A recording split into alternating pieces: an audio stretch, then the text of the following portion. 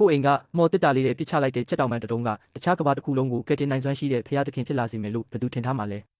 စင်းရဲတဲ့လူငယ်လေးရှုထန်ဟာအိမ်မှာကြက်ကြော်စားဖို့ပြင်နေတော့ထူးဆန်းတဲ့ဂေဟစနစ်တစ်တာလေးတွေကိုကြက်ပေါင်တုံးဆုပ်ယူခံလိုက်ရပါတယ်ဒါပေမဲ့အဲ့ဒီတစ်တာထဲမှာတော့တကယ်ကိုမယုံနိုင်စရာကဘာတစ်ခုရှိနေကြတာပါအဲ့ဒီတစ်တာကဘာလေးထဲမှာတော့မဟာဝူမင်းဆက်ရဲ့ဧကရီဘီရင်မကြီးမူချင်းဝမ်ဟာငတ်မွတ်ပြီးတေလူမျိုးပါဖြစ်နေတဲ့သူမရဲ့စစ်တီတော်တွေနဲ့အတူဒူးထောက်ပြီးကောင်းကင်ဖရာသခင်စီအစာဟာရပေးသနာဖို့မျက်ရည်ဆက်လက်နဲ့အသေးအတန်ဆူတောင်းနေကြတာဖြစ်ပါတယ်အဲ့ဒီအချိန်မှာပဲကောင်းကင်ကနေမိုးကြိုးတွေဖြစ်ပြီးထူးဆန်းတဲ့အရာတစ်ခုပြုတ်ကျလာပါတော့တယ်ကောင်းကင်ကနေတောင်တလုံးလောက်ကြီးတဲ့အေယာမကြက်ပေါင်ကြီးတုံပြုတ်ကျလာတာကိုမြင်လိုက်ရတဲ့ဘရင်မကြီးဟာအံ့ဩလွန်းလို့ပါဇက်အဟောင်းသားဖြစ်သွားပြီးဒါအသားပဲတကယ်အသားကြီးပဲဖရာသခင်တကယ်ပဲမဆလိုက်ပြီလို့ဝမ်းသာအားရအော်ဟစ်လိုက်ပါတော့တယ်တကယ်တော့ဒီအံ့ဖွယ်ဖြစ်ရမတိုင်ခင်နိုင်ပိုင်းလိုမှပဲသူတို့ရဲ့တိုင်းပြည်ဟာရန်သူတွေရဲ့ချေမှုန်းခြင်းကိုခံလိုက်ရတာပါရန်သူတွေရဲ့တိုက်ခိုက်မှုကြောင့်တိုင်းပြည်ပျက်စီးသွားပြီးအသက်ရှင်ကျန်ရစ်တဲ့လူတစ်ထောင်လောက်ပဲဘရင်မကြီးနဲ့အတူထွက်ပြေးလွတ်မြောက်လာခဲ့တာဖြစ်ပါတယ်လန်ခီမှာအစာရေးစားလုံးဝမရှိတော့ပဲနောက်ကလည်းရန်သူတွေကအပြင်းထန်လိုက်လံတက်ဖြတ်နေတာကြောင့်သူတို့အားလုံးဟာလမ်းဘေးမှာတင်ငက်ပြက်ပြီးတေးရတော့မဲ့အခြေအနေဆိုးရွားစွာရင်ဆိုင်နေရတာပါဒီလိုအချိန်မှာကောင်းကင်ကကျလာတဲ့အေယာမကျက်ပေါင်ကြီးကိုစစ်သူကြီးဒါဟူကအစိတ်တောက်ရှိမရှိအရင်ဆုံးစမ်းသပ်မြည်စမ်းကြည့်ပြီးအရှင်မဒါတကယ်အသားစစ်ကြီးပြုတ်အရသာကလည်းရှယ်ပဲလို့အော်ပြောလိုက်တဲ့အခါမျက်မှောက်နေတဲ့ပြည်သူတွေအားလုံးဝမ်းသာအားရနဲ့ဝိုင်းအောင်စားတော့ကြပြီးဘရင်မကြီးကိုယ်တိုင်လည်းမျက်ရည်ကျရင်အသားတုံးကိုမြင်ရည်ရှက်ရည်စားသုံးလိုက်ပါတော့တယ်အစာငတ်မှုတဲ့ဘေးကနေလွတ်မြောက်သွားပြီးတဲ့နောက်ဘရင်မကြီးဟာဒီထူးဆန်းတဲ့ဖရာသခင်ကိုကျေးဇူးဆက်ဖို့အတွက်တိုင်းပြည်ရဲ့အဖိုးတန်ဆုံးယန္တနာဖြစ်တဲ့ဧကရီကြောက်စိမ့်တစိမ့်တုံးကြီးကိုပူဇော်ဖို့ဆုံးဖြတ်လိုက်ပါတယ်အမတ်ကြီးတွေကတားဆီးကြပေမဲ့ဘရင်မကြီးကတိုင်းပြည်တောင်ပျက်စီးတော့မဲ့ဟာကိုဒီကြောက်စိမ့်တစိမ့်တုံးကြီးကဘာလုပ်ဖို့လဲဆိုပြီးဖရာသခင်စီကနေမိုးရေရရှိဖို့အတွက်ရဲရဲဝံ့ဝံ့ပူဇော်လိုက်ပါတော့တယ်တစ်ဖက်မှာလည်းရှုထန်ဟာတစ်တာထဲကနေထူးဆန်းတဲ့တစ်တာငယ်လေးတစ်လုံးလွင့်ပြန်ထွက်လာပြီးသူ့အခန်းထဲမှာတကယ်မဟာဝူမင်းဆက်ရဲ့ဧကရီကြောက်စိမ့်တစိမ့်တုံးကြီးဖြစ်သွားတာကိုမြင်ပြီးပါဇက်အဟောင်းသားဖြစ်သွားပါတယ်အဲ့ဒီတစိမ့်တုံးကိုကင်လိုက်တဲ့အခါဘရင်မကြီးရဲ့အကူအညီတောင်းတန်ကိုကြားလိုက်ရပြီးကိုပြစ်ချလိုက်တဲ့အစားအစာတွေကဟိုဘက်ကဘာမှာယတနာတွေနဲ့လဲလှယ်လို့ရမှန်းသိသွားတဲ့အခါရှုထန်တယောက်ပျော်လွန်းလို့ခုန်ပေါက်မိပါတော့တယ်ဒီယတနာတွင်းကြီးကိုဆက်ပြီးအသက်ရှင်စေခြင်းနဲ့ရှုထန်ဟာအိမ်ကအပင်ရီလောင်းတဲ့ကြရားစိမ့်လေးကိုယူပြီးတစ်တာတဲ့ကိုရေလောင်းချပေးလိုက်ပါတယ်ဒါဟာဟိုဘက်ကဘာမှာတော့ကောင်းကင်ကနေရွာချလိုက်တဲ့အသက်ကယ်မိုးရေတွေဖြစ်သွားပြီးပြည်သူတွေအားလုံးမိုးရွာပြီးဟေးရေတွေရပြီဆိုပြီးပျော်ရွှင်စွာအော်ဟစ်ကခုန်ကြပါတော့တယ်ဒါပေမဲ့ရှုထန်တယောက်ပျော်ပျော်ပါပါရေလောင်းပေးနေတော့မှပဲအခန်းတကားကိုအကျန်းပါတန်းလာခောက်တန်ကြောင့်လန့်ဖြတ်ပြီးရေလောင်းတရားကြီးတစ်တာတဲ့ပြုတ်ကျလူနီပါဖြစ်သွားခဲ့ပါတယ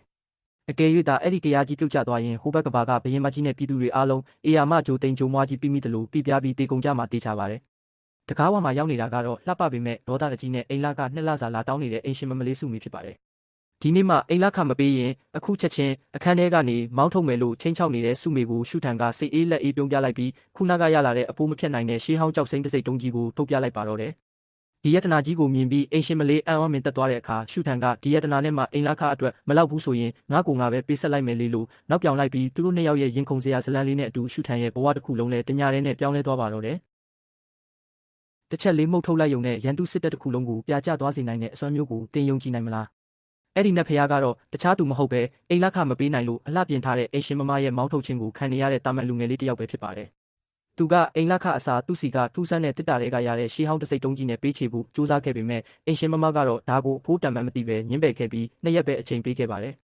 ဒါကြောင့်သူလည်းဒီတစိမ့်တုံးကိုရှေးဟောင်းပစ္စည်းဆိုင်ကိုယူသွားပြီးရောင်းဖို့လုပ်ပါတော့တယ်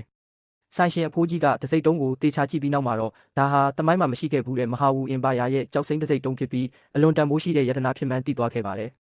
အဖိုးကြီးကသူ့ကိုငွေတသန်းပဲပေးပြီးဝယ်ဖို့ကမ်းလှမ်းခဲ့ပေမဲ့ကျွန်တော်တို့ရဲ့လူငယ်လေးကတော့လဲလုံးလုံးငွေ3သန်းမရရင်မရောင်းဘူးဆိုပြီးဆိုင်ထဲကထွက်သွားဖို့ပြင်ပါတော့တယ်အဖိုးကြီးလည်းပြတလဲနဲ့တားပြီးနောက်ဆုံးမှာတော့ငွေ3သန်းနဲ့ပဲသဘောတူလိုက်ရပါတော့တယ်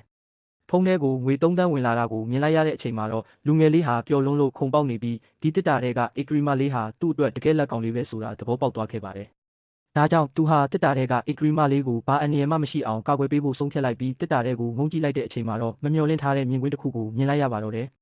တစ်တာတွေကကဘာလေးထဲမှာတော့ဧကရီမလေးမူချင်းလွမ်းနဲ့သူ့ရဲ့နောက်လိုက်တွေဟာရန်သူတွေရဲ့လိုက်လံတက်ဖြတ်ခြင်းကိုခံနေရပြီးအသက်လူပြေးနေကြရတာပါရက်ဆက်ကြမ်းကြုတ်တဲ့မြောက်ပိုင်းသားစစ်သည်တွေဟာမြင်းတွေနဲ့အရှိန်ပြင်းပြင်းလိုက်လာပြီးဧကရီမလေးရဲ့စစ်သည်တွေကိုတယောက်ပြီးတယောက်ရက်ဆက်ဆက်တက်ဖြတ်နေကြပါတယ်အင်အားချင်းမမျှတာကြောင့်ဧကရီမလေးရဲ့တစ္ဆာရှိအဆောင်ရှောက်တွေဟာသွေးအိုင်ထဲမှာလဲကျကုန်ပြီးအခြေအနေကအလွန်ကိုဆိုးရွားနေခဲ့ပါတယ်သူမရဲ့အနီးကပ်အစီကံမလေးသွေးအံပြီးလဲကျသွားတဲ့အချိန်မှာတော့ဧကရီမလေးဟာဘာမှမတတ်နိုင်တော့ပဲမျက်ရည်တွေနဲ့အတူရေပလင်ရှိမှတူးထောက်ပြီးနတ်ဖျားတွေစီအသေးအတန်ဆူတောင်းပါတော့တယ်ကျမတို့ရဲ့ပြည်သူတွေကိုကယ်တင်ပေးပါနတ်ဖျားမင်းကြီးရဲ့လို့ငိုယိုပြီးဆူတောင်းနေတဲ့သူမရဲ့ပုံစံလေးကိုကြည့်ပြီးတစ်တာအပြင်ကလူငယ်လေးဟာအလွန်ဒေါသထွက်သွားခဲ့ပါတယ်ငါရဲ့ချစ်စရာဧကရီမလေးကိုမှလာပြီးအနိုင်ကျင့်ရဲတဲ့ဆိုပြီးသူကကူညီဖို့ပြင်ဆင်လိုက်ပါတော့တယ်သူကတစ်တာရဲ့လေမုတ်ပေါက်ကနေပြီးအားရပါရလေးတစ်ချက်မှုတ်ထုတ်လိုက်ပါတယ် ဒါပေမဲ့အပြင်ကလေမုတ်ထုတ်လိုက်တဲ့တစ်ချက်ဟာတစ်တာတွေကကဘာလေးထဲမှာတော့ကောင်းကင်ပြိုမတက်ပြင်းထန်လာတဲ့လေဆင်နှာမောင်းကြီးဖြစ်သွားခဲ့ပါတယ်။အရှိန်ပြင်းလွန်းတဲ့လေဆင်နှာမောင်းကြီးဟာရန်သူမြင့်တပ်သားတွေကိုကောင်းကင်ပေါ်ဆွဲတင်ပြီးမြေပြင်ပေါ်ရဲရဲဆက်ဆက်ပြန်ရိုက်ချပစ်လိုက်ပြီးစစ်တပ်တစ်ခုလုံးကိုစက္ကန့်ပိုင်းအတွင်းမှာအမှုန့်ချဖျက်ပစ်လိုက်ပါတော့တယ်။ရန်သူတွေအကုန်လုံးတေးကြီးပျက်စီးသွားတာကိုမြင်လိုက်ရတဲ့ဧကရီမာလေးနဲ့သူမရဲ့ပြည်သူတွေဟာနတ်ဖျားရဲ့တန်ခိုးတော်ကြောင့်ကဲတင်ချင်းခံရပြီဆိုတာသိသွားပြီးအံ့ဩဝမ်းသာဖြစ်သွားကြပါတယ်။သူတို့ဟာရန်သူတွေစီကကြံခဲ့တဲ့လက်နက်တွေနဲ့မြင်းတွေကိုသိမ်းဆည်းနိုင်ခဲ့ပြီးဧကရီမာလေးဟာလည်းနတ်ဖျားကိုကျေးဇူးတင်လွန်လို့မျက်ရည်တွေကျကဒူးထောက်ဝတ်ပြုကိုးကွယ်ပါတော့တယ်။တစ်ဖက်မှာတော့ရန်သူဘုရင်ကြီးဟာသူ့ရဲ့စစ်တပ်ကြီးဘာလို့ပြန်မလာသေးတာလဲဆိုပြီးဒေါသထွက်နေတဲ့အချိန်မှာဒဏ်ရာတွေနဲ့ကြောက်လန့်တုန်လှုပ်နေတဲ့စစ်သားတစ်ယောက်ပြန်ရောက်လာပါတယ်။စစ်တပ်တစ်ခုလုံးလေဆင်နှာမောင်းတံကြောင့်တေဆုံးသွားပြီဖြစ်ကြောင်းသတင်းပို့လိုက်တဲ့အခါမှာတော့ဘုရင်ကြီးဟာမယုံကြည်နိုင်လောက်အောင်တုန်လှုပ်ခြောက်ခြားသွားခဲ့ရပါတယ်။တစ်တာလေးကိုပိုင်ဆိုင်ထားတဲ့လူငယ်လေးကတော့သူ့ရဲ့ဧကရီမာလေးကိုကာကွယ်ရင်းနဲ့နောက်ထပ်ဘလို့စွန့်စားခန်းတွေဆက်ဖြစ်လာအောင်မလဲဆိုတာရင်ခုန်စရာပါပဲ။